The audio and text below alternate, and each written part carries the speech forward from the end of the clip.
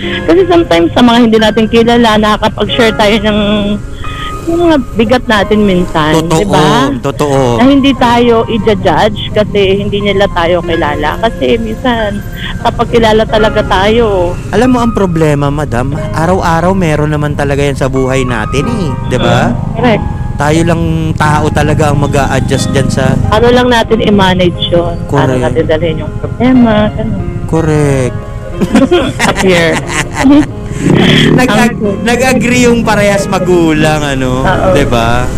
Free will natin yun. Free will. Choice natin yun. Correct. Choice natin. Alam mo, very powerful yung free will na yan, madam. Gamitin lang natin sa tama. Correct. Kasi at the end of the day, tayo ang magbe-benefit kung ano yung choices na pinili natin. Correct. Ang galing ni Madam natin. Oring. Nakakuha tayo ng next booking natin, mga kalogs. Kaso ang layo ng pick up. Anyways, puntahan na muna natin, mga kalogs. Sayang naman. Sana wag i-cancel. Sinat ko na rin si ma'am na medyo may kalayuan pa tayo. So, goods lang. Shower cup po. Naku, pasensya na kayo, ma'am. Ang layo-layo ng pinuntahan ko. Ano po, Makati. Oo, tas bumalik pa ako dito ko siya pinick up. Tas bumalik. Ha? Sir Tony Labrusca. Kilala niyo yun, ma'am? Artista yun, ma'am. Tony Labrusca. Ayos naman, madam. Ayun, nakabuo kami ng istorya. Pagbipelikula na yun, si sir eh. Ano, madam? Kamusta naman ang buhay dyan sa loob? Okay naman, masaya. Sa loob, para naman tayong nasa kulungan, nasa loob. No? Masaya? Oo, masaya. Grabe. Siyempre, kailangan laging masaya. Alam mo naman, pag Cebuana, masaya. Yes, always positive, no? Yan, ang gusto ko sa... Okay. Bilib ako dyan sa mga empleyado dyan, mga positive. Si sir, stress siya pero positive din. Diba? Yes, of course. Wala naman natang trabaho na walang stress. Diyos ko, kahit nga tambay tayo, no? Yes, correct. Correct. Matagal na rin kayo dyan, madam? Hindi, bago lang ako. Bago lang din. Halos lahat naman actually dyan bago kasi bago lang din yung company. Kung sa bagay. Maraming bago. Ikaw, gaano ka na? Bago lang rin, madam. So, paghatid ko kay sir, bumalik ako dito. Diyos ko. Traffic. Inabutan ako ng traffic. Okay lang. Willing to wait naman eh. Basta express. Yeah. Bongga. Gusto ko yun Energy yun, madam. Basta express. Pamakati kayo, madam? Actually, dati siyang Makati pero Taguig na siya ngayon. Kayo pala yun. Kasama sa mga embo-embo. Kasama yung Rizal doon. Okay. O, kamusta naman ang family, madam? Napag-usapan na natin ano naman? Maayos. Halos di rin kami nagkikita-kita kasi yung asawa ko nagda-drive din siya, nagda-grab siya. At the same time, nag-express na rin siya. Galing So, pinasok niya na rin to. O, bibihira na. May mga anak na. Dalawa na, isang college. Uy, grabe naman yun. Saka high school. Graduating na rin. So, bibihira na rin kayo mag-date, ano? One night nawawala na nga yung girlfriend, no? Oo, ba't nung bago pa lang, no? Anyway, kasi halos lang din kami 1 year pa lang din ako sa Pilipinas. So, ngayon lang din kami nagkita kasi working abroad talaga ako. Sa abroad ka din? Ay, ganun? Kaya lang, umuwi na rin nga kasi mahirap kasi walang mag-guide mga anak ko dalaga kailangan ng nanay talaga. Ay, correct. No, ang hirap na malayo sa anak, naglalakihan niya mga bata. Ramdam ko kayo kasi, nako, ganyan-ganyan din ako. So, pag-uwi niyo ng Pilipinas... Ang pag-uwi ng Pilipinas, nag-work from home. Actually, ito pa lang ulit yung work ko na okay. on-site. Okay, on-site siya. Mukha namang okay, kasi Cebuana yan. Yeah.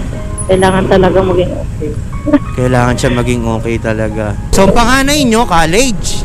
Yes, actually, na siya, second year college. Tapos, yung bunso? Fourth year high school. Okay. Parehas babae. Ang hirap pagka nagliligaw-ligawan na. Mahirap pag may boyfriend, tapos kasama pa sa school. May boyfriend na sila parehas? Yung isa lang, yung panganay. Naku, fourth year ka. Kasi yung panganay, marami siyang mga activities Na talaga. Lapitin yan pagka ganyan. Panganay ko babae, madam. Pero bata pa naman, grade 6 pa lang. Bata pa. Kaya darating din sa point na ganyan, Diyos ko. Oo. nakakapag-alala din minsan. Totoo, madam. Kasi siyempre, alam mo na, galing tayo sa ganyan. Kaya kailangan talaga ng proper guidance. So, ayan. Totoo, madam, no? Appear. Appear. Nag-agree yung parehas magulang, ano? Oo. Diba? Oo. Ang cool mo naman. Oo, cool mo naman.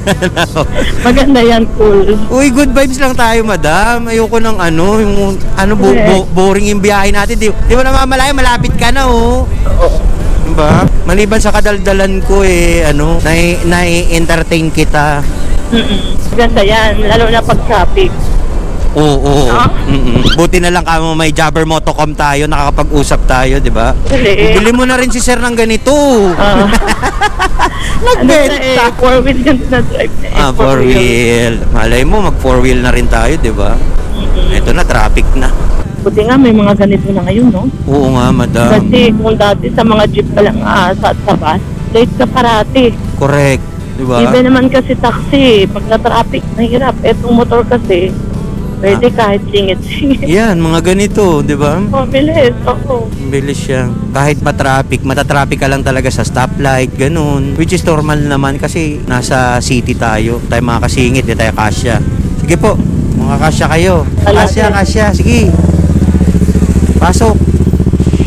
Baka masabit si madam. Lapit na rin naman. 1.9 kilometers ka na lang, madam. Lapit lang. Lapit lang ako dyan sa office. Oo. Mabuti nga eh. Oo nga, malapit ka lang, no? Mm-mm. So, ibig sabihin, happy life ngayon si madam. Happy sa work, happy sa family. Just kailangan natin maging happy. Kailangan. Oo, kasi pag negative yung vibes natin hindi tayo makafocus Totoo, ba't ganun? Hindi tayo magiging productive. Totoo. No? Totoo yun. Kaya pag may problema sa bahay, at least dinadala sa work. Hindi nadadala, no? Alam mo ang problema, madam, araw-araw meron naman talaga yan sa buhay natin eh. 'Di ba? Correct. Tayo lang tao talaga ang mag-a-adjust dyan sa... Ano lang natin i-manage yun. Correct. Ano natin dalhin yung problema, ganun. Correct. Kaya nga ako every morning, ginagawa ko talaga, may food for the soul ako.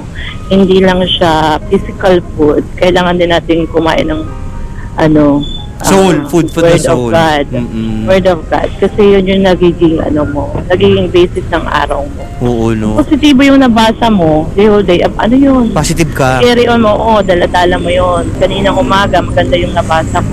Sabi doon na you have to persevere in trials. Okay, in every troubles in life. So yun, kung may kinakaharap kang trial, sabi ng Lord, you have to persevere. Galing. Kasi wala naman daw sa mundo na kumbaga, walang easy life talaga. Correct.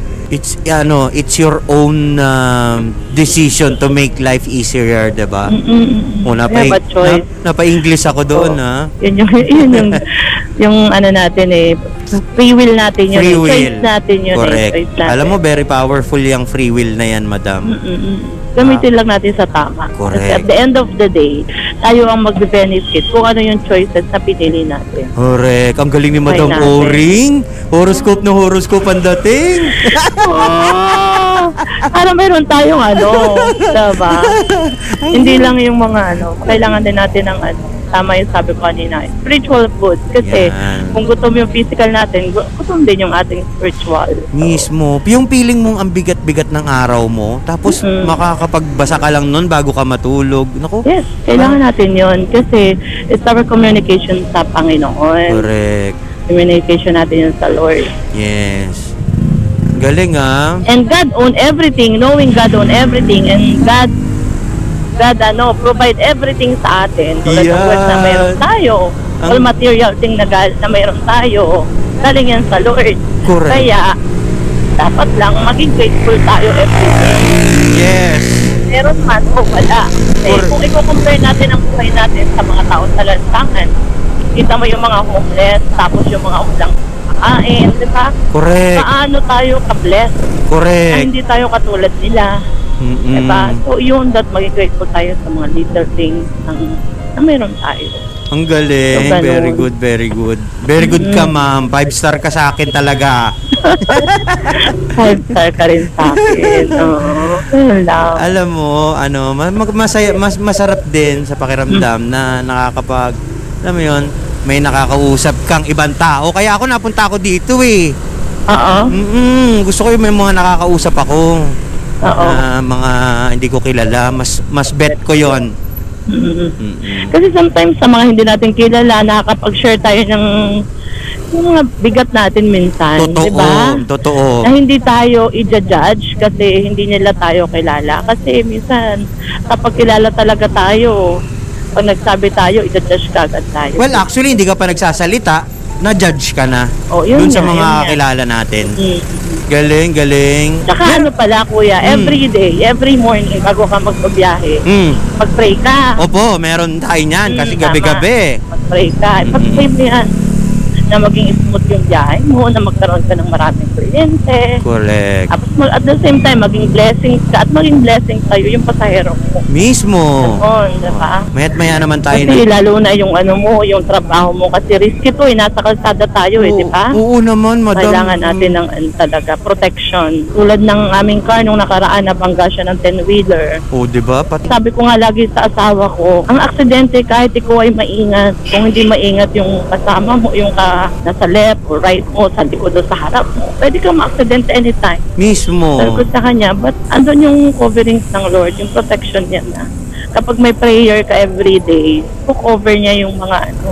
Kaya nga. Kasi Anyways. minsan, everything happens with a reason, no? Yes. For a reason. Kasi, tulad ako dati, naiwanan ako sa flight ng eroplano. Naku, hindi ka Diba? nag-iisa. Ramdam ko yan, madam. Oh. Minsan na ako ng ganyan. Oh, ano nangyari sa'yo? Bayad ulit ticket. Oo. Pakamahal. May mga pangyayari na gano'n. Eh, yun pala naman, yung aking lola, ay mamatay na din siya sa yung kinabukasan mo na yung nag-alaga sa akin na lola ko. Sabi ko, it happened with the reason. Kaya pala, ako naiwan sa eroplano kasi ayaw na ulit ako ni Lord na pagdating ko doon, kukuha na naman ako ng ticket para umuwi. Kasi parang nanay ko yun eh. Nanay ko na siya yung lola ko na yun eh. So, naiwan ako sa airplane. Tapos, kinabukasan nga no, na yung lola ko.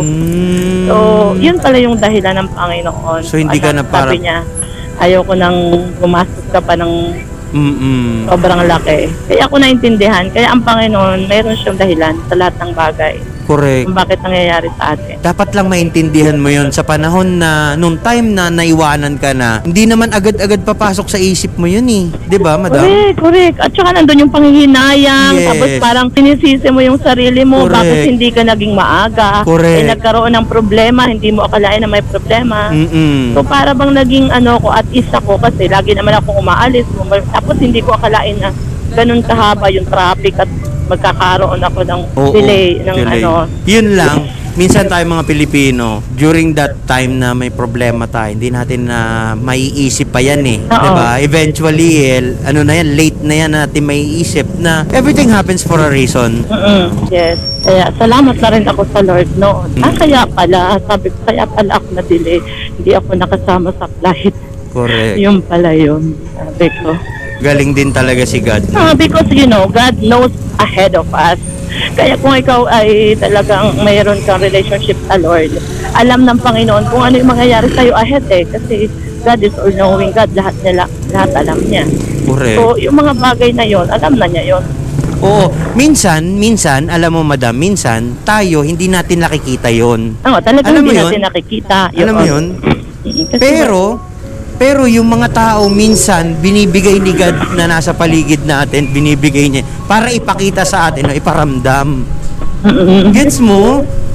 Galing, di ba? That's how powerful si Lord sa buhay natin. Kumbaga, hindi mo makikita yon ngayon eh. Eventually, mayroong taong magpapakita sa iyo noon, magpaparamdam sa iyo na eto, blessing yan kay God. Eto yung message ni God para sa iyo. Which is ang galing niya mag-move. Yung araw-araw lang na masaya ka at may napapasaya ka, malaking bagay na yun, ha? Oo naman. Diba, madam? Blessing ka sa family mo, blessing yung family mo sa'yo. Yes. Malaking Yung bagay. araw-araw na binigyan tayo ng buhay, everyday, Yan. diba? Yung iba nga hindi na nagigising sa umaga. Correctness. Diba? Yun yung sabi nyo, kahit gaano ka kaingat. Natutulog ka lang eh, hindi ka na nagising, diba? Nasasapat ka nga ng bahay, nasagasaan ka pa. Nasa bahay ka lang, tinamaan ka ng bahay, Yes. diba? So, Oo, correct yan. Dapat talaga, everyday, maya't maya, thankful kay God, grateful kay God. Ano name ng ano mo? Mamaya, Vlog mo? bibigyan kita ng stickers sige, ko sige. para ma-follow mo at mapanood mo rin yung vlog natin ngayon. Ano? Oh, God. diba? Okay. I hope panood. naging blessings tayo sa isa't isa, no? Oo nga, madam. Nako, gumaan yung pakiramdam ko sa nakakwentuhan ko kayo. Okay, good. Dito lang ako. Dito lang po. Okay. Pagkaan kayo kausap, pagkaan kayo kasama. Ayan. Blessing kayo sa family nyo, madam. Praise the Lord. Thank you. Kailangan talagang maging blessings Correct. tayo. Ano to, madam? Ay, naku, salamat naman ng marami. Thank you, madam. Thank you po. God bless po. Totoo ang mga napag-usapan namin ni madam. At syempre, grabe makakakwentuhan ka ng taong ganun, di ba? Sobrang powerful pagdating sa kanyang faith. Ramdam mo sa pagkatao ni madam, no? Masaya. Ayan, hanap tayong booking mga kalog.